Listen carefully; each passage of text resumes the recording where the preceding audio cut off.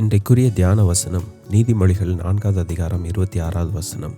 உன் கால்நடையை சீர்தூக்கிப்பார், உன் வழிகளெல்லாம் நிலைவரப்பட்டிருப்பதாக.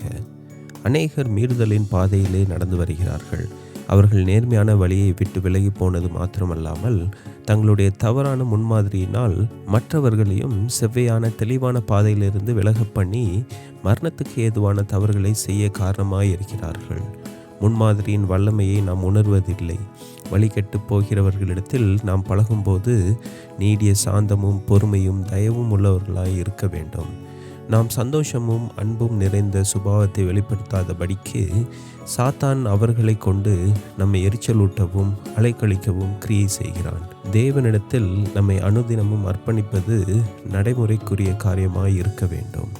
அது வெறும் பேச்சுக்குரிய கோட்பாடாயிராமல் நம்முடைய எல்லா அனுபவங்களோடும் பின்னப்பட்டு ஒரு தெய்வீக தத்துவமாய் இருக்க வேண்டும். ஆமேன்.